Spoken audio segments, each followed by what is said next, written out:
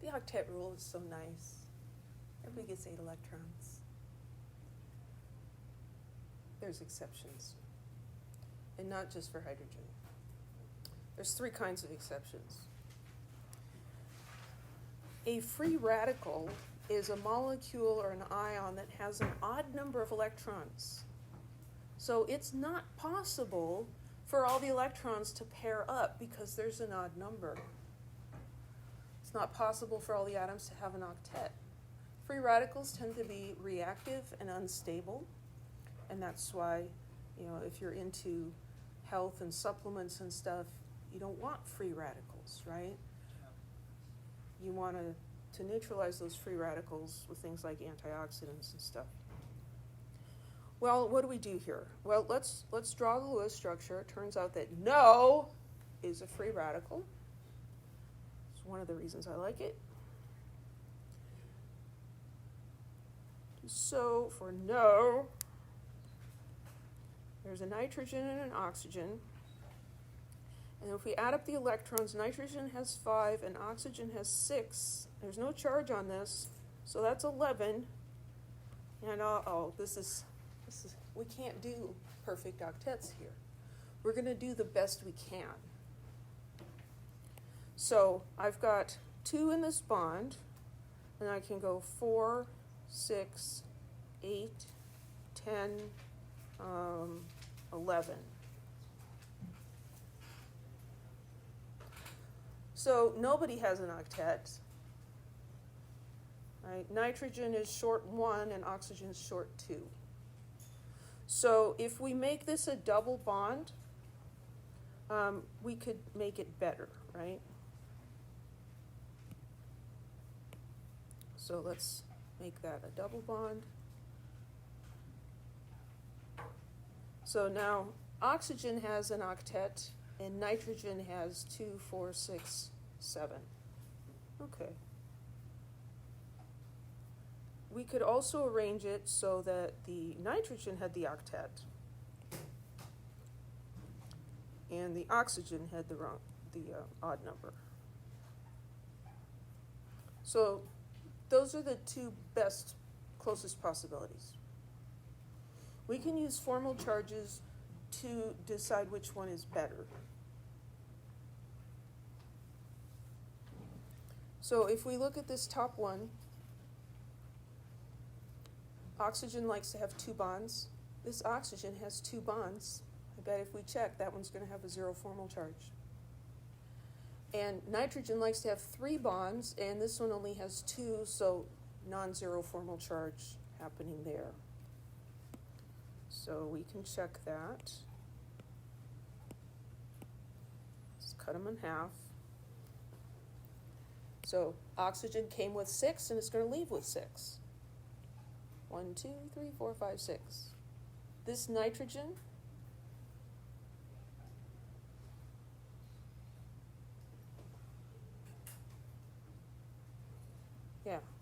that nitrogen came with 5 and is leaving with 5. So it is 0. Why didn't that meet with the 3 bonds? Because if nitrogen has an octet and 3 bonds, it'll have a 0 formal charge. Nitrogen does not have an octet here. But when we count it out, we find out 0 formal charge, 0 formal charge. So this is probably the winner. And if we look down here and look at formal charges, this nitrogen came with 5, leaves with 6, so that one's -1. And the oxygen came with 6 and leaves with 5, and so that one's +1. So this is the best one. Any questions? We don't do much with free radicals in this class. Which of these would you expect to be a free radical? We do not need to draw Lewis structures for this. What makes it a free radical? Odd number of electrons. Well, let's think about, well, how many electrons, valence electrons does carbon have? 4, and oxygen has 6. That's going to be even. Here, carbon has 4 and 2 oxygens. That's also going to be an even number. Here we have 2 nitrogens. Oh, they've got an odd number, but there's 2 of them. That one's also going to be even. Chlorine and oxygen. Chlorine has 7, oxygen has 6. This one's odd. So that one's going to be a free radical because it has an odd number of electrons. So the electrons like to be in pairs, and so that one electron that's not paired up is going to go looking. You know, there's like, okay, come on, we got to react with somebody else and get this situation resolved so I can have my octet. It's just, it can exist, but it's not happy about it. Another way you can violate the octet rule is with an incomplete octet. So we already know about hydrogen, but we made a separate rule for hydrogen and called it the duet rule.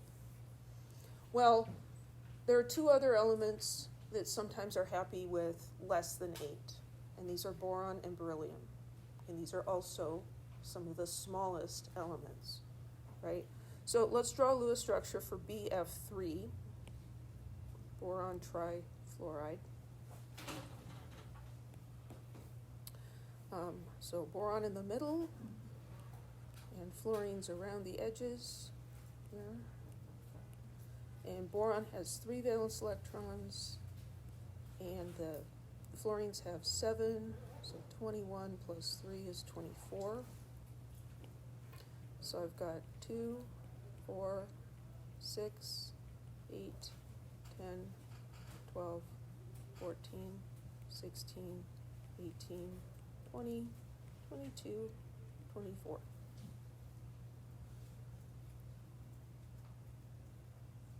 Does that satisfy the octet rule? The fluorines are good, but boron only has 6. But boron's a little guy, and so sometimes he settles for 6. Could we make it have 8? We could. We could take one of these lone pairs and bring it in here and make it, oops, it's moving all over the place. Make this a double bond. Now we've got octet rule. But let's look at the formal charges. What do you think the formal charge on this fluorine is?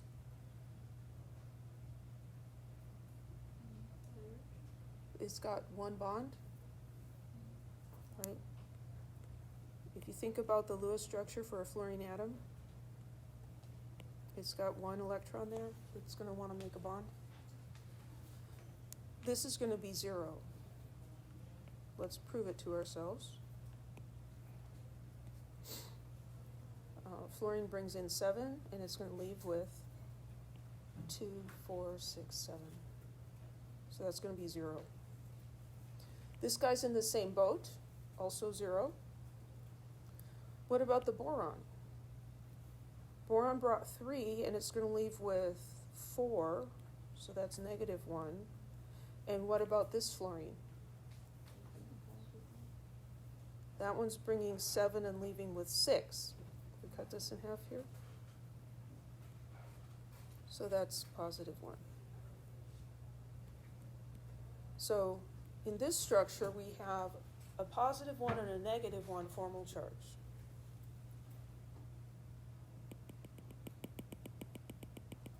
Let's go back to our original structure. Oops. It's okay, we don't need him anymore.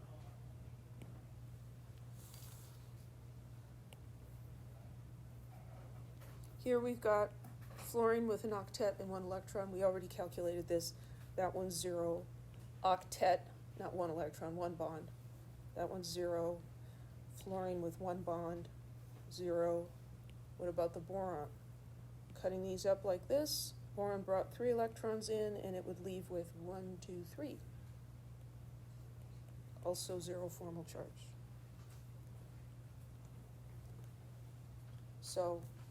That's the correct Lewis structure. Boron and beryllium will do this. They also will do the octet rule. How do you know what to do? You look at the formal charges. So that's not enough electrons. We can also have too many electrons. So expanded octet.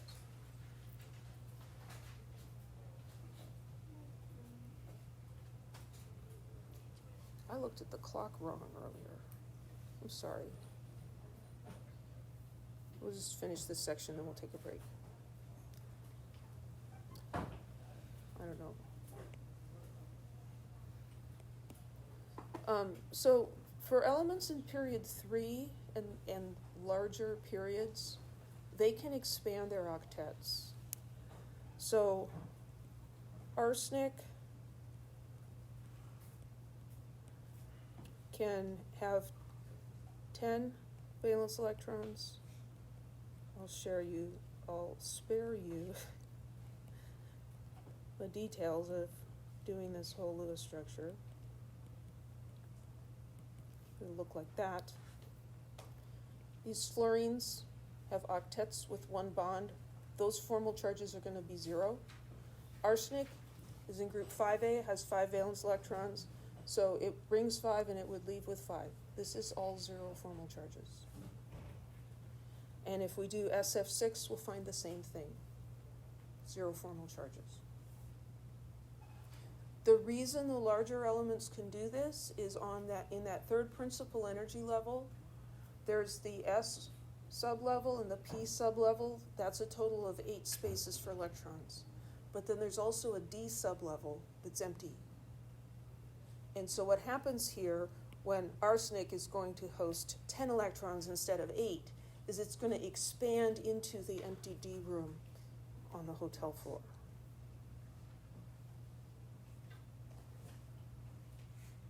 Yeah. Okay, do it. Let's look at formal charges on sulfuric acid with and without expanded octets. And again, we're not going to go over the details of how we came up with these.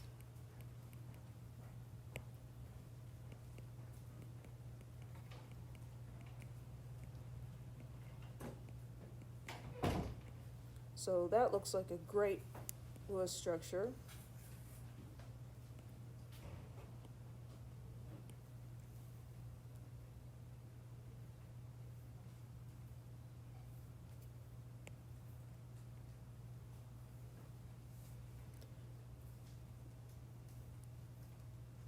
This oxygen has a -1 formal charge. It has a single bond right here. So when it leaves, it would take half of that bond, 1, 2, 3, 4, 5, 6, 7. So that's going to have a -1 formal charge. And the one down here also. Here we have an oxygen with an octet and 2 bonds. It's going to leave with 2, 4, 5, 6. That's going to be 0 formal charge and 0 formal charge. What about the sulfur? Sulfur has 6 valence electrons. If we cut everything up here, it's going to leave with 1, 2, 3, 4. So that's +2. Those are definitely not 0. This positive is telling me that sulfur doesn't have enough electrons, and the negative is saying that oxygen has too many.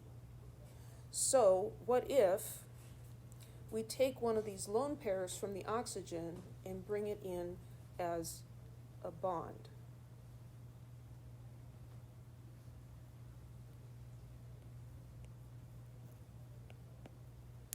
So we're going to move that to be a bonding pair. And we're going to do the same thing to this other guy down here. The oxygen still has 8, 2, 4, 6, 8, but now the sulfur has more than 8. 2, 4, 6, 8, 10, 12. But sulfur is in period 3, the third row in the periodic table.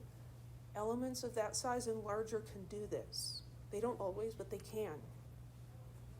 Let's look at the formal charges now. Okay, hopefully we're getting the idea that if we have oxygen with an octet and 2 bonds, it's going to be a 0 formal charge. Oxygen, 2 bonds, oxygen, 2 bonds, oxygen, 2 bonds. All those oxygens now have 0 formal charges. What about the sulfur? Well, sulfur had 6 electrons, valence electrons, when it came into this business. And if we cut the bonds in half and dissolve the business, it's going to leave with 1, 2, 3, 4, 5, 6.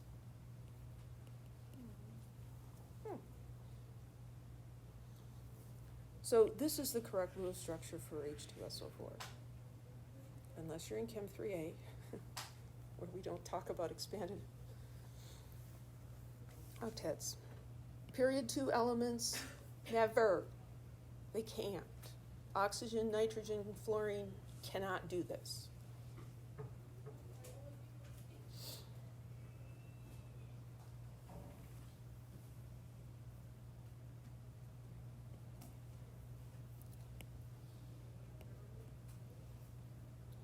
Write the Lewis structure for xenon tetrafluoride.